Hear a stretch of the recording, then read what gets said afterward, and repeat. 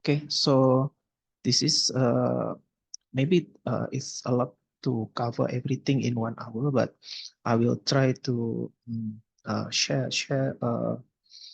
what are my experiences during my elective posting in Japan. So I was visit I visited 4 hospitals. Initially, it's only 3, but we have a ad hoc plan to visit the Kyoto University Hospital. Okay, so later this presentation will be recorded for anyone that is interested. I will share the link to the recording. So this is the outline, but mainly I will talk about the preparation and the what I learned, the lesson learned in each of the hospital, and maybe if we have some extra time, I will share about what are the comparison between Malaysia and Japanese system. So this is the map of Japan. Um, So there are 4 institutions that I visited during my elective posting. The first one is the Saitama Medical University Hospital in Saitama Prefectures. And okay, so you can see my cursor. The second one is the Kyoto Medical Center. It's just nearby the Kyoto University Hospital. And the last one is Shiga University of Medical Science. So the elective posting was, as set by the department, is the duration is 2 weeks. My elective posting was between 14 and 27 of October 2024. So just like I said before, these are the institution I visited: the Saitama Medical University Hospital, the Kyoto Medical Center, the Kyoto University Hospital, and the Shiga University of Medical Science Hospital.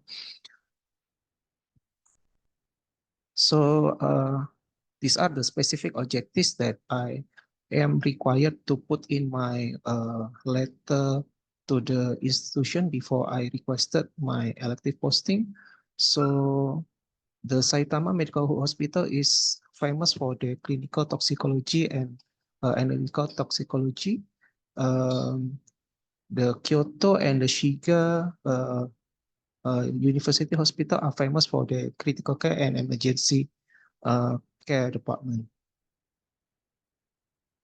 So for the visa application process for Malaysian, I think it's not really a big of issue because all of your passport should have this ICAO chip that doesn't require any visa application. So Malaysian can get on arrival visa for if stay less than 90 days. So these are the arrangement I made before I did my elective posting. So with the help of Prof. Ahmad Khaldun Ismail, we did some prior communication to the supervisors in each respective hospital. Then after that, we follow up with a formal letter from the department. So I submitted the draft to Puan Nabila. Then Puan Nabila get the heads of department to sign. Then I send those letters to each of the supervisors. Some of the hospital require me to sign a pledge form. It's just like just basic rules of their hospital for any observership or any attachment. So in Japan, they are mostly communicating using Line, not WhatsApp. So I need to that time I install Line and I need to message each of my supervisor using this app. So this is an example of the letter for the request of elective posting. This one I sent to the Kyoto Medical Center with my supervisor was Dr. Satoru Beppu. So if later anyone want the format of the letter, I can just message me directly lah. This is the pledge form. For example, this one is from the Shiga University. It's just like a general rules of what I can and I cannot do during my observership or attachment. And for a language, Japanese mostly, not all of them can speak English. Most of them can understand English, but in terms of speaking English, is not as fluent as Malaysian, I think. So these are a few apps that I use during my elective posting. So the first is VoicePing is was recommended by one of my supervisors.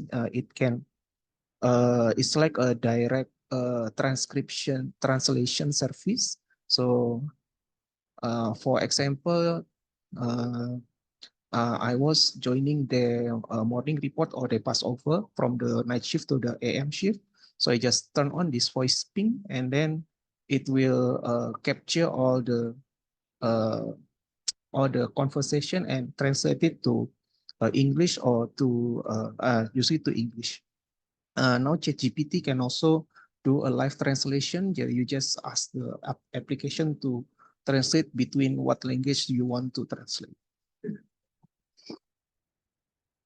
And then in Japan, they mostly use cash, but sometimes Visa or Mastercard they can also accept. Apparently, Touch and Go they are accepting Touch and Go because it has some link to the Alipay, so you can use Touch and Go in Japan.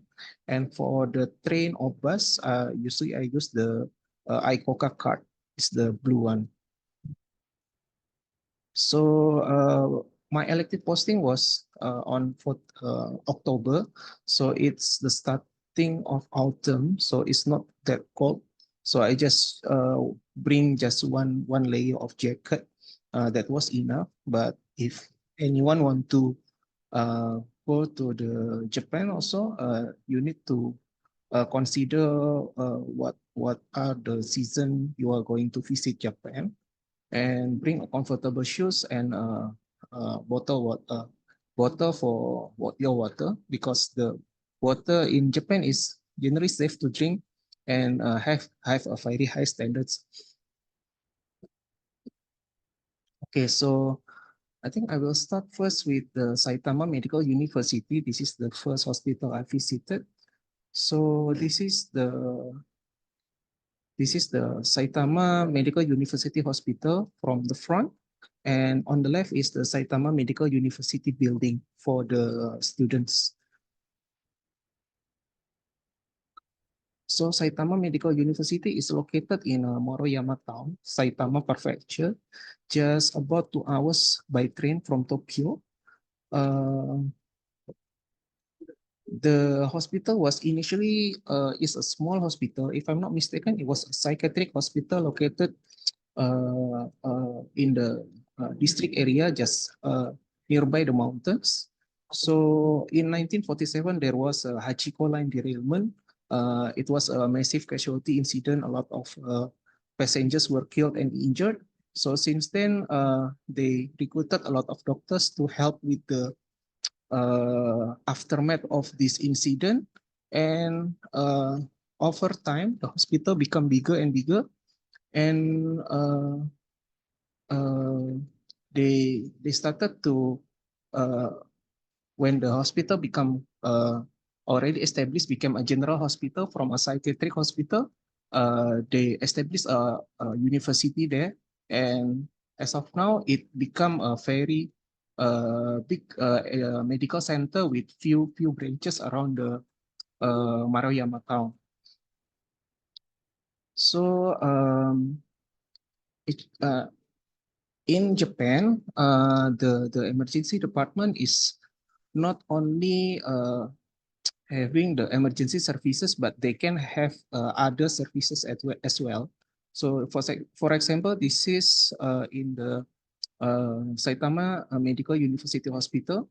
They are famous for their clinical toxicology, which under Professor Yoshito Kamijo and Dr. Yoko Kian. Later, I will show you what are the research or cases they are doing, and of course the emergency care, and they have also community medicine and intensive care medicine. Also, they have the palliative care medicine under the ED. The picture on the right is when I joined the morning report, the passover from the night shift to the AM shift. And these are the picture below is the medical officers of the AM shift on that day. So usually emergency medicine in Japan, they are always in conjunction with intensive care. So they are in charge of the ED and ICU. So anesthesiologists only taking care of the OT, most of them lah. But in some hospital, anesthesiology also in charge of the ICU. But all the hospital I visited, the ED also taking care of the intensive care medicine, and they also have ED on ward. So on the ward, they have like 20 beds for ED general ward. So it's not always they dispose the patient to like a medical department, surgical department, but in some cases like straightforward cases, pneumonia, uh, they can take care of the patient in the ED ward.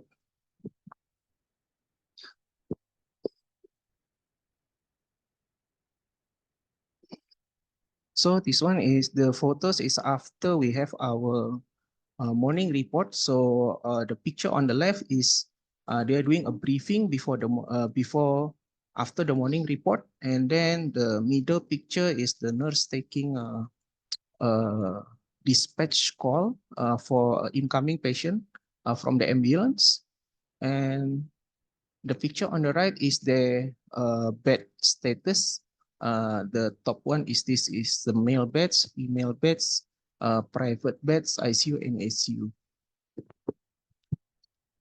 So usually typical shift in there, they only, most of the hospital only has two shifts, 8 a.m. to 5 p.m., then 5 p.m. until morning.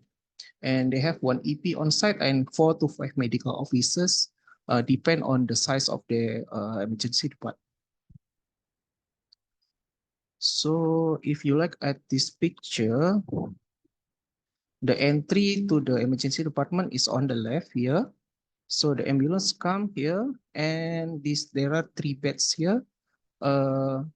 These beds is not, they don't have zones like we have, like resus, yellow zone or green zone. They have these beds for the early treatment and any resuscitation going on. So after the patient stabilized, completed all the investigation, they will move to other like observation ward or admitted straight to the ward based on the primary team. So any procedure, any initial, they are taking the history, physical examination, any ultrasound guided procedure they will do in this area.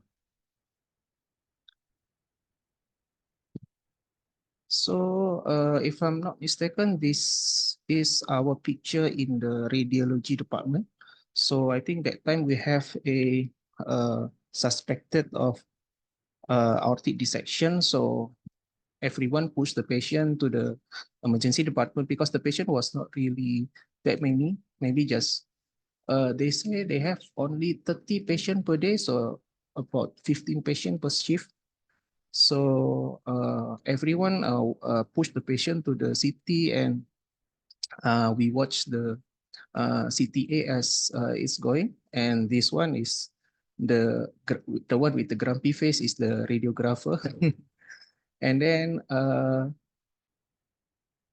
and apparently there in Japan, it's very easy to get a CT scan or MRI. So almost every patient that I see that enter the ED, they will get a CT scan. So for this one is on the left, I think this one is a young male with right upper quadrant pain. So they did a CT scan there, and they found there is I think acute cholecystitis or cholangitis. So after that, they just refer to the gastro team, then the patient got admitted very quick. The one on the right is I think the stroke call. There they don't use the CT brain plane or the CT perfusion like we do. They directly use the MRI brain for the stroke cases. Then the neurological team come in and admitted the patient. So the first impression I get that in Japan, the ED is mostly just for stabilization. The disposition was done very quickly within 30 minutes, and it's very easy to get the investigation. This one is a private hospital, so but later I will show you the Kyoto Medical Center and Kyoto University Hospital, which is a government hospital. It's more or less the same lah. So if you are wondering how are the patient paying for all this investigation, so actually Japan has a insurance system that the patient, young patient below 65 years old, they will pay around 30% of the total cost, and 70% will be paid by the government. And for people above 65, they will only pay, I think, around 10%. And 90% will be paid by the government. And their fees, ED visit is really not as much as Malaysian have. So I think that's how they can manage all these cases very quickly. Maybe not as much ED overcrowding in Japan, and they have a very quick turnover of patient in ED. So as I said before that Saitama is famous for the clinical toxicologist and analytical toxicologist. This is, for example, one of the paper with Dr. Ryoko Kian and Prof. Yoshito as the co-author. So they are the toxicology center. They have this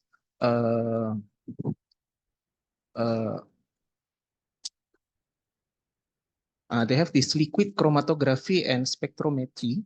So any cases of poisoning, if the substances is not known or is it mixed with other substances, multi-drug, they can actually identify and measure the levels of the substance in the blood using this machine.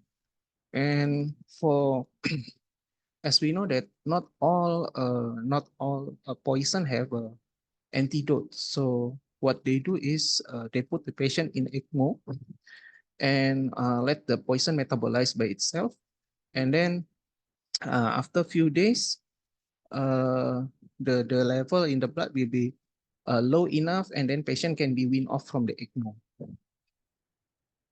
So this is one of the machine that they have in the so for your information, this machine is under ED. So the clinical toxicology division is under the emergency department. So this machine is also belong to ED, but is in the different floor. So they can check any mixtures of components, and they can help to identify or measure the level in the blood. This is another example of their paper. This one is just case report, but as you know that Japan has a very different work ethics. Sometimes they need to use a stimulant or sedative to in order to calm down before they have exams or a presentation, or it's just to do a day-to-day work. So this kind of medication is sold over the counter. If you see in the picture on the top, you can see there is a category 2 medicine. Category 2 meaning they can buy over the counter but unlimited amount. Category 3, they can buy without any limited amount, like paracetamol in other like just other OTC drug. And category 1, they need the supervision of a pharmacist. So this one is if you look at the picture on uh, the below picture is the drug is contain bromovaleriurea. So it's a sedative. It works in a GABA receptor, just like benzo. But then it's not considered a benzo group. It's non-benzo sedative. So this is the drug that has been abused in the case that is reported by uh, the co-authored by Prof. Yosito and Dr. Yoko.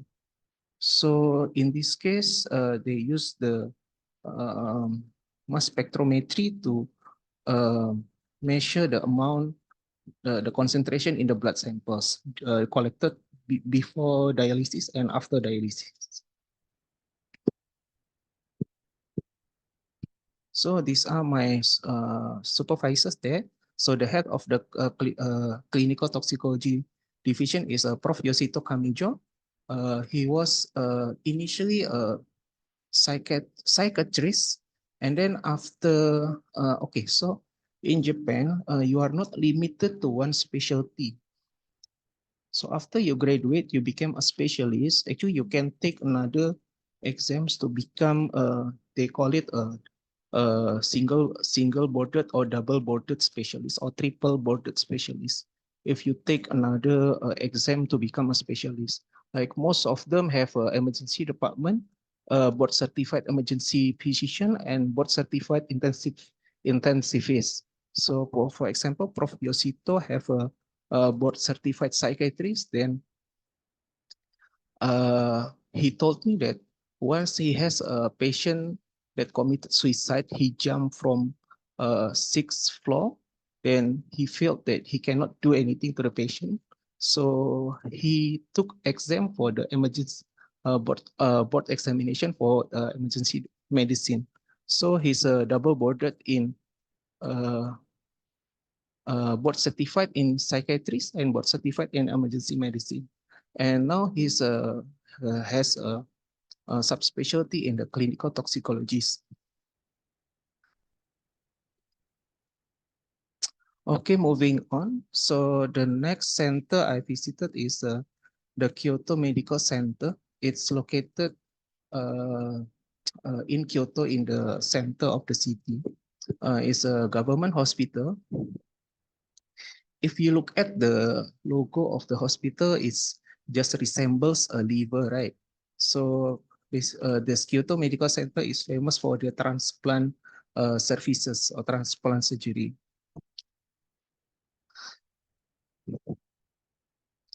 This is the entrance of the hospital, and this is the entrance of the general clinic.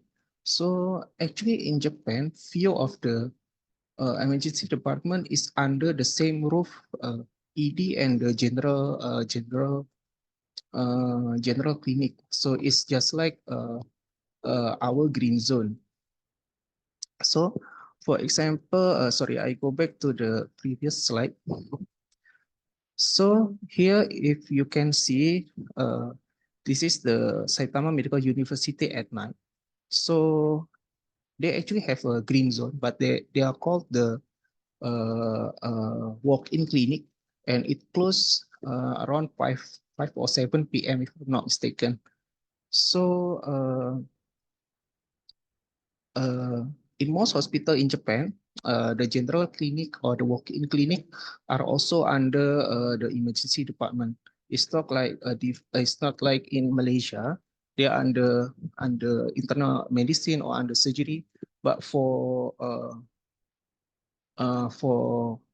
common cases, they usually walk into ED.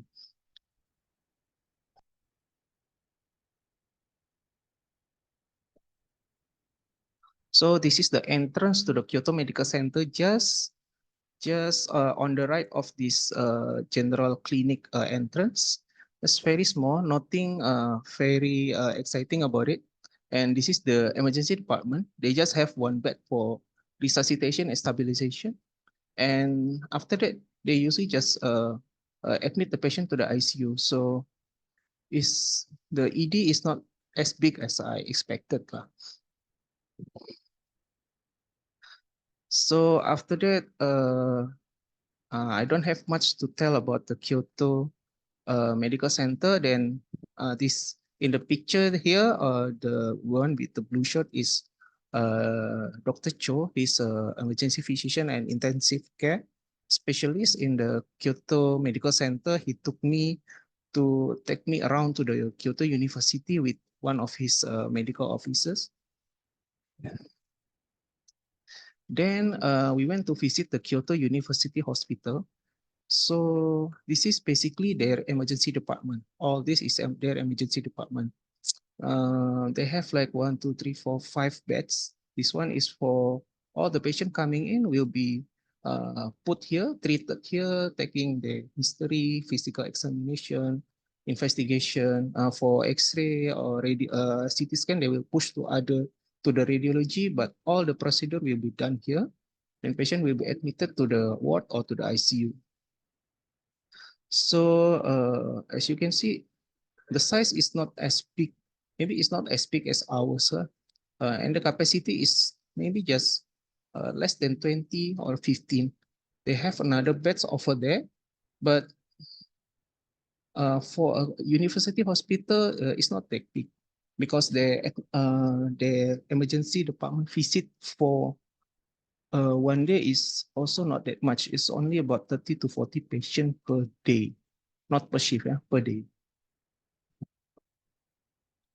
So one of the Kyoto University Hospital famous for is the hyperbaric oxygen therapy. So if you see here, this is the hyperbaric oxygen therapy center. Just like Malaysian, we have one in the hospital Tuanku Mizan under the army hospital. But the one in Tuanku Mizan, I think only have the capacity of 2 patients or 1 patient if the patient is intubated. But the one in the Kyoto University Hospital, they have this big hyperbaric chamber that can, the capacity is up to 8 patients. So unfortunately, I cannot take a picture of the inside, but there are like not only used for emergency cases, but also used for non-emergency cases. What are the cases? I will tell you after this. So inside there are like 7 or 8 sofas. So all the patient will be sit inside with one of the staff supervising or everything, and they will have a session for few minutes to 1 or 2 hours usually. So I thought the hyperbaric oxygen therapy we only use for things like acute CO poisoning or decompression illness or gas embolism. Apparently, they also use it for another non-acute condition like most common is the diabetic wound, the effuse, osteomyelitis, chronic limb ischemia, the one that have poor wound healing. Basically, if we look at we remember this formula during our first year, that in the oxygen delivery, we always this part of the partial pressure of arterial oxygen. Usually we didn't really pay attention to this because it's negligible amount, 0.003. But in this case, the hyperbaric oxygen, they maximize the partial pressure of the oxygen in the artery. So the higher the atmospheric pressure, the more the oxygen diffuse in the plasma. So it will enhance the tissue oxygenation. The higher the concentration, the higher the dissolved oxygen in the plasma, and it will be the most available for the tissue oxygenation. Because like just in the effuse or the CLTI, sometimes the issue is the wound healing. The wound is not healing properly because of lack of vascularization or blood supply. Okay, so the next one is my visit to the Shiga University of Medical Science. These are the so in all of these institutions, I presented about the Malaysia emergency medical system, and we have a discussion with each of the medical officer and EPs there, and compare it with the Japanese medical system. So this one is the picture in the conference room of the Shiga University Hospital. So Shiga University Hospital is located just Shiga Prefecture. Shiga Prefecture just next to the Tokyo. Sorry, next to Kyoto. So it's around 30 minutes from Kyoto by train, and it's located just beside the Biwa Lake, famous lake there in the Shiga Prefecture. So this is a university hospital. So the ED also not as big as I expected. Uh, they have these two main three beds actually. If you look at the picture in the middle, these are the resus or stabilization area. Two beds, and one there is for the ISO cases, for respi cases. This especially during COVID. And the one on the left is like also for stabilization, but not for the like our yellow zone, uh, just semi-urgent cases. But most of the cases will be assessed here. All the history, physical examination, ultrasound will be done here. And this on the right is the door to this is the entrance to the emergency department.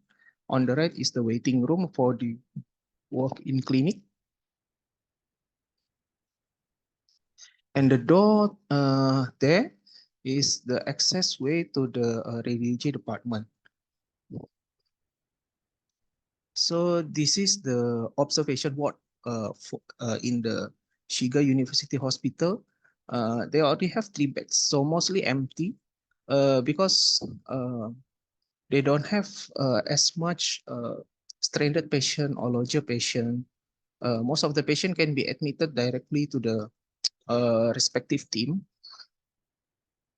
So for example, that day I got one cases of I think it was unstable angina. Sorry, it was an STEMI case brought in by ambulance. So patient was first assessed in this area in the middle here. We did all the blood taking, we did the bedside ultrasound, ECG. Then one of the EPs doing the echo and doing the suprasteral view. He thinks there is maybe a dissection, so he sent the patient for the CTA. It's very quick. They just requested the CTA for 5 minutes, then send straight to the radiology department. After that, after come back from the CTA, the result will come out in the computer there. And at that time, there was no dissection. So it's only an STEMI because the drop was raised around few thousands. Then they just call the CTC department. They will do usually we'll do an urgent PCI, right, for STEMI, but they do it on the same day. Usually urgent, we will do next or few days after that. But they will, at that time, they just do the PCI just few hours after that. So this is another interesting I found in the Shiga University Hospital.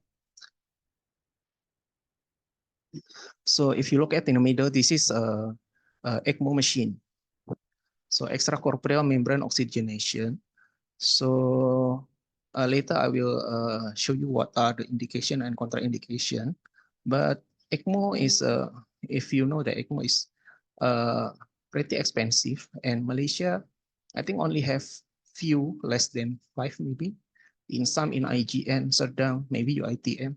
I don't know if UKM have or not, but for Japan, they say they usually have, each hospital has two ECMO machines, one in ED, one in ICU or in the cardiac ICU.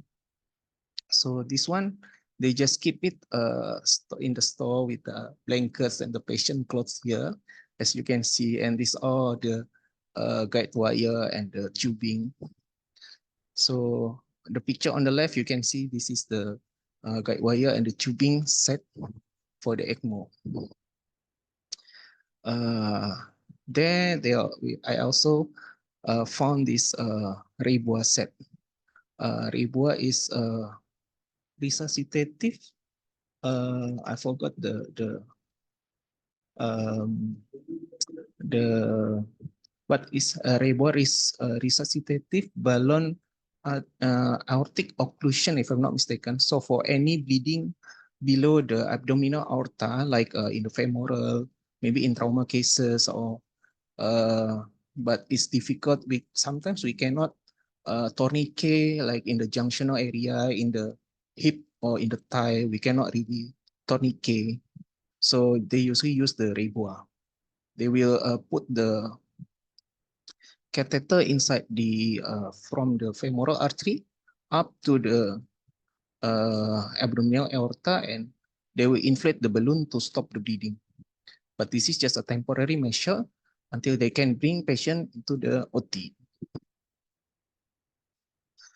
And the picture below is the IABP balloon, intra-aortic balloon pump. This one, I think during my cardio posting in Sedang, they have, but it's reserved for very, very severe case of left heart failure or very bad STEMI or interventricular rupture or very bad mitral regurg to help lower the load of the left ventricle. But in there, they have lots of these very expensive toys. Even ED have these tools they can use for cardiac cases. This one is okay. So at the last day in my Shiga University, they are doing training for the nurses how to insert. It's just a general training for the nurses about the ECMO. So where are the tubing goes in, where are the blood come out and blood come in, how to take care of the cannula, and what to prepare if the patient needs ECMO cannulation. So the red one is the arterial cannula, the blue one is the vein cannula. So there are two types of ECMO actually, the venovenous ECMO and the venoarterial ECMO. But apparently during my visit to the Shiga University, I didn't get to see any patient having these ECMO machines. But they told me about this one cases, 18-year-old young male. It was out of hospital cardiac arrest, collapsed at home, but family cannot do any bystander CPR. So brought in later, patient was not having ROSC, but because the patient age was very young, they just put the patient on this VA ECMO, the venoarterial, and then they put IABP and everything. They put the patient to ICU. So during all that time, patient actually haven't regained any ROSC, but they keep the patient. But in the end, when the NS and the neuro assess the patient, patient already have a brain death. So it's not about the expensive machine, the sophisticated machine. For cardiac arrest, it's still about the early defibrillation, bystander CPR, the basic thing we already know. So I think maybe this is my last slide. It's already 3:50. So for ECMO, there are two types. The first is the FIFI ECMO or veno-venous. Basically, we want to bypass the lung for this one lah. So for veno-venous, we will drain the blood from the IVC, from the inferior vena cava. We put on the cannula from the femoral vein up to the IVC, and then we will drain the blood there to the membrane oxygenizer, and we will put back the oxygenated blood through the IJV there into the RA, into the superior vena cava and RA. And for the veno-arterial ECMO, we will drain the blood also from the IVC, but we will put the oxygen back into the femoral artery. So VV ECMO, they will bypass the lung. VA ECMO, they will bypass the heart and lung. So the indication is more or less straightforward lah. So for VV ECMO is for any lung issue like airway obstruction, severe ARDS, pulmonary contusion, lung transplant, aspiration syndrome. Then the VA ECMO is to bypass any cardiac issue, a severe cardiogenic shock, post-heart transplant, bridge to transplant, massive PE, or sepsis with severe cardiac depression. So, yeah, but unfortunately, I didn't manage to see any real cases at that time. It's it's not quite common, but they say they use it around maybe 10 times per year. So maybe just one case every month. Okay, maybe that's all I can share. But if you have any question, you can ask after this, or you can message me directly. Arigato gozaimasu. Thank you. Okay, thank you, Dr. Aji. Very nice presentation. Is there any more part that you want to talk about during your visit? Apart from that specialists in Japan they are able to have board certified in more than one specialty. That's one of the things that I think is very interesting. And their pathway for medical education, they also have the same like 6 years of medical school. Then they will go straight into the junior residency. So junior residency is equal to our housemanship. It's 2 years, and they will rotate between departments for a few months, maybe 3 to 4 months. And then after that, they will go straight into the senior residency. Senior residency is equal to our master program lah. But the senior residency can up to 3 or 6 years. Usually the surgical will require more years than the medical one. And I also discussed with them. They asked me about the salary of the master student, of the specialist. And what they tell me is that for master student, they will have like around 400 to 500,000 yen per year. And the specialists will have around 800 to 1 million, depend on the specialty per year. But the master student, if they work in the district, they will have more compensation. They can up to the 500,000. But the one working in the city will have like 400,000. It's already plus the incentive from the government for working as a master student. But for the specialists, the 800 or the 800,000 yen, they will have to work in one center and will have to do locum and in 1 or 2 centers like that. So they say the specialist was envious of the medical master student because they have these incentives from the government.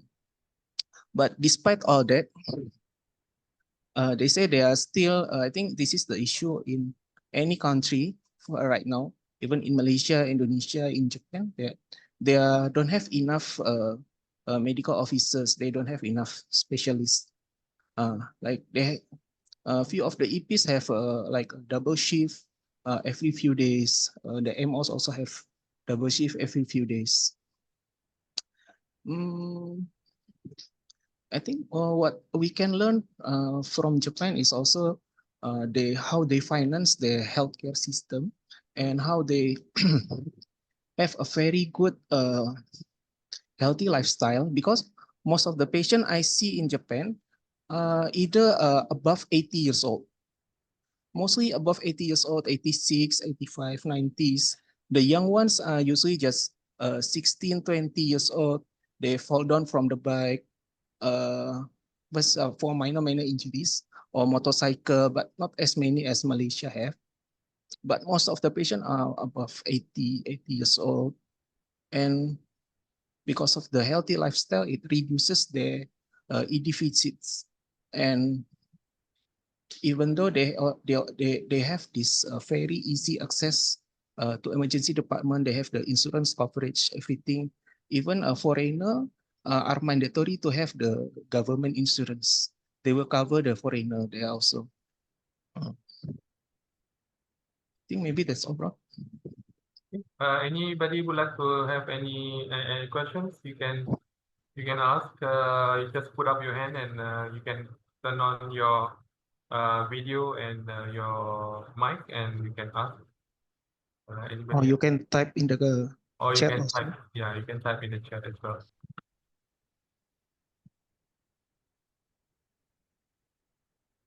So just to maybe add on the social part.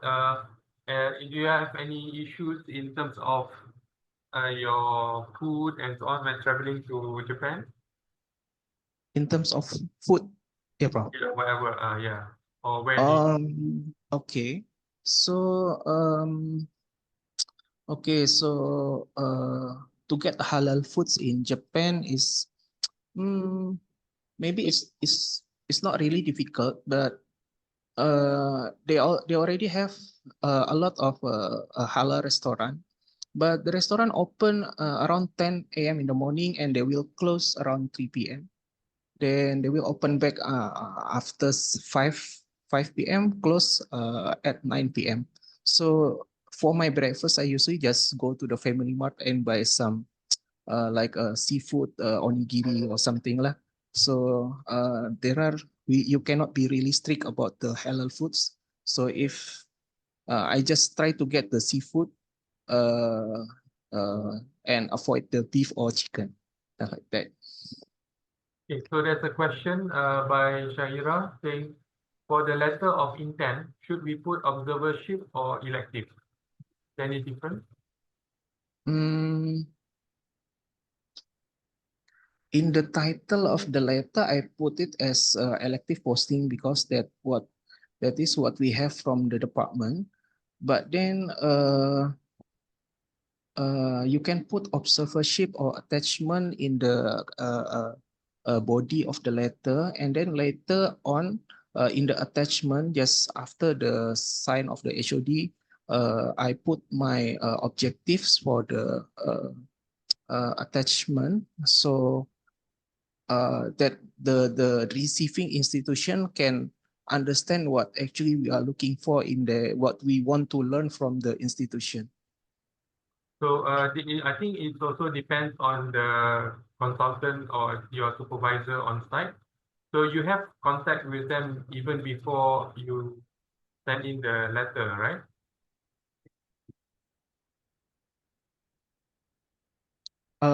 Even before I send in the letter, I already, Prof. Khaldun helped me to contact all the supervisors, give me the contacts, and I follow up with them with WhatsApp, with emails, and then we have our first communication there. Then after everything is fixed and settled, I send the formal letter for the institution just to make everything nice and formal lah, basically lah, because it's between the institution and our department. Right. Okay. So that will depend on what your supervisor on site want you to to write, whether it's observership or it's elective, depending on the terms that they use. Because when you say elective, some people will think it's a long term, more than a month, and it may involve you touching patients and so on. So that may not be covered. So that's why certain supervisors may be more comfortable when you put the word short observership program or short visit to the emergency department, which doesn't involve the clinical of learning on patients. Yeah. So you always have supervision with you all the time. Okay. So any other questions? Kalau tak ada, I think we can say that's a very good presentation and well done, Dr. Aji. So we will have more students going abroad for their elective observership 2 weeks in 2025. So thank you again, Dr. Aji. Any last words? Thank you, Prof. Khaldun. So if anyone need the template of the letter or want to ask anything that you haven't thought of today, you can just message me. I will send you the letter and all the templates for the letter. I think that's all, Prof. Thank you so much. We have to thank all your supervisors on site. Prof. Yoshito Kamijo, Dr. Ryoko Kian in Saitama. Dr. Satoru Beppu from the Kyoto Medical Center, Dr. Cho from the Kyoto Medical University, and Prof. Naoto Shomi from the Shiga University of Medical Science. But unfortunately, they cannot join us today, but my thanks for the... Okay. Okay. All right. Okay. Thank you, everyone. Thank you, everyone. I will end the Zoom now. Okay. Thank you. Bye-bye.